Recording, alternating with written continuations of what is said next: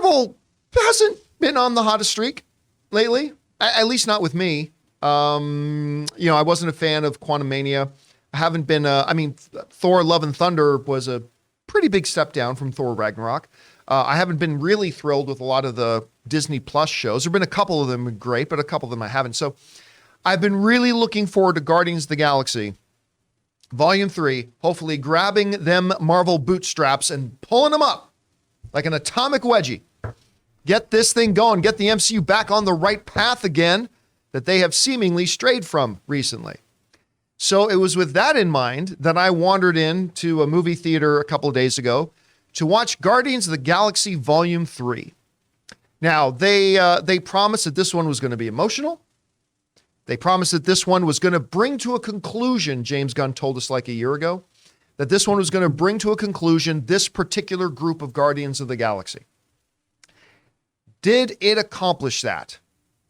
Yes. Yes, it did. This is a really good movie. I will say this right up front too. It is an incredibly, I mentioned this on one of the live streams I did this weekend, but it is a very satisfying ending to this particular Guardians of the Galaxy story. Like, set aside everything else. It's like the way it's concluded and the way it's brought to a close. Did I, as a viewer of the Guardians franchise, did I, as a fan of the Guardians franchise up until this point, did I feel like the way they brought it to a conclusion was a satisfactory conclusion? And I would say most certainly yes.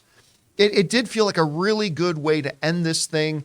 And I'm not going to say too much more about it, lest I accidentally let something slip. But it was done in a very, very good way. And I love the way the whole thing concluded. The whole movie is filled with the stuff you've come to expect from a Guardians of the Galaxy movie, and even what you've come to expect from a James Gunn movie, which is some incredible humor, but also mixed with really heavy emotional moments. Like really heavy emotion. Like there are a number of points in this movie that are kind of reminiscent of James Gunn's Suicide Squad movie, where it's like there's a lot of wackiness, but then all of a sudden they're telling this story about Ratcatcher and her dad, and you find yourself bawling here, right? And there are definitely those moments in this movie. There will be tears, ladies and gentlemen. There will be tears, because the movie theater I was in, there was a lot of gasping and some tears. There are some pretty decent surprises along the way. It flows well. Now, I am not going to call it the best of the Guardians of the Galaxy movies. Like, to me, the bar that the first one set is just extremely high. Like, the first one, to me, is so ridiculously good. And I'm not sure I would say that this one is quite as good as number one. It's certainly a big improvement over number two. And it's certainly a very good, solid, entertaining movie. I mean, the audience that I saw it with, they all came out smiling. I mean, yeah, there's that. Of course, I had a lot of people asking me this weekend, because I also saw The Flash this past week in CinemaCon. And so obviously the big question everybody was asking me, well, what was better, Flash or Guardians? They're two very different movies. I would actually say that I think Flash was a slightly better movie. But I really quite thoroughly enjoyed Flash a lot. But I was terribly excited coming out of Guardians 3, though, because it's been maybe since 2001 that I've gone to see two comic book movies back to back that I walked out extremely happy with both. Like, extremely happy. It's been a while. And with Spider-Man Across the Spider-Verse coming out, hopefully that'll be 3 in a row. Now, let me talk for a second about maybe a couple of the weaknesses of Guardians of the Galaxy 3, without, again, going into any spoilery details. Number one is the villain. And when I say weakness, I don't mean the High Evolutionary was bad. I don't mean that at all. But one of the things that have gone along with, actually not just Guardians of the Galaxy, but a lot of comic book movies is, the most attention is not given to the villains in most comic book movies, right? And rightfully so, for the most part. You want your attention to be on your heroes. That's where you want the majority of your attention to be. Marvel has not always had the greatest on-screen villains. I mean, they've had a couple of exceptional ones, Thanos, Killmonger, Loki. But, in their 25, 26, 27, I don't know how many movies they've made now. history, quite often what you just want to have is a good, solid villain that can serve as the motivating purpose for the heroes, and that's good enough. And I would say that's what the High Evolutionary is in this movie. The High Evolutionary is a perfectly functional villain character that provides the emotional spark for motivating and driving our heroes.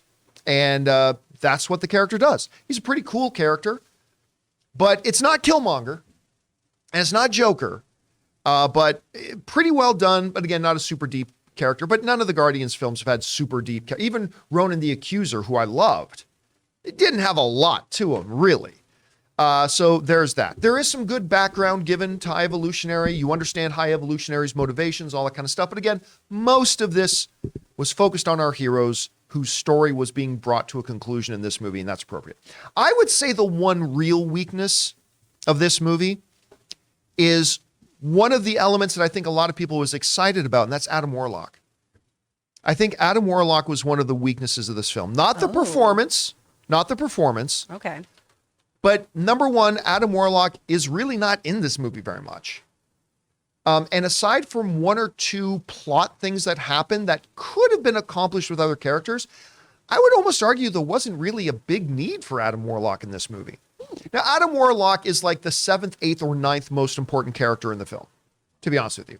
So the fact that this character that is the 7th, 8th, or 9th most important character in the film is not the character you're going to walk out of the theater buzzing about, that's not a big deal. The important thing is that we're buzzing about the 1st, 2nd, 3rd, 4th, 5th, 6th, most important characters. And they had more there. But yeah, I'll be honest with you, with how much Adam Warlock was in the trailers, I was expecting more Adam Warlock. I didn't need more Adam Warlock, and I would propose that the movie didn't need more Adam Warlock. But my expectation, I think a lot of fans' expectations were we were going to get more Adam Warlock, and they'd play more of a central figure and maybe be handled a little bit better. But I'd say that was probably one of the weaknesses. But the story of Rocket in this movie, which James Gunn has said this is kind of a Rocket origin story movie. The story of Rocket will move you. It is heartfelt. It is tragic. It's almost Shakespearean. I'm not saying the movie is Shakespeare, but I'm saying the story of Rocket is almost Shakespearean. The follow-up story of the continuing now stuff with Star-Lord and Gamora and the status of what their relationship is now and where their relationship is handled very well. Nebula has never been given more to do and been showcased better than she was in this movie. Groot is great in this. They do some stuff with Drax that I really feel they've been needing to do with Drax, so that's good as well. Overall, I don't think the best Guardians movie yet, but just a little bit behind the first Guardians. To me, it was a very fun, enjoyable, entertaining, emotional. There were laughs, there were tears in my audience. I think it's one that most people are going to enjoy. Because I know I did quite a bit. Maybe not quite as much as the Flash, I should say, but I enjoyed it a lot. So, and now, unfortunately, I was the only one in the room who got to see it. All I got was a text from John saying that I will definitely cry. I came out, I said, Chris, look, I'm not going to say why, but you will be crying. There will be Chris tears. You'll be fine. You'll be fine. There will be Chris tears in this. So yeah. Anyway, guys, that is my thoughts on Guardians of the Galaxy. We will, of course, be discussing it once again at our live event next Sunday. We hope you guys can come and join us for that. And if you guys maybe had a chance to see one of the early fan screenings, what did you think of the movie? Where are your expectations at right now? If you haven't seen it, jump down to the comment section below and let us know your thoughts. We want to thank a sponsor of this video, Mint Mobile. From the gas pump to the grocery store, your utility bills and favorite streaming services, inflation is everywhere. Seriously, make it stop. Thankfully, there's one company out there that's giving you a much needed break. It's Mint Mobile. As the first company to sell premium wireless service online only, Mint Mobile lets you order from home and save a ton with phone plans starting at just $15 a month. You guys know that ever since I switched to Mint Mobile, I've been saving almost 70% a month over my old phone plan. For people looking looking for extra savings this year, Mint Mobile offers premium wireless for just $15 a month. By going online only and eliminating the traditional cost of retail, Mint Mobile passes the significant savings on to you. All of their plans come with unlimited talk and text plus high-speed data delivered on the nation's largest 5G network. Use your own phone with any Mint Mobile plan and keep your same phone number along with all your existing contacts. Switch to Mint Mobile and get premium wireless service starting at just $15 a month. To get your new wireless plan for just $15 a month and get the plan shipped to your door for free, go to mintmobile.com/Campea. That's mintmobile.com/Campea. Cut your wireless bill to $15 a month at mintmobile.com/Campea.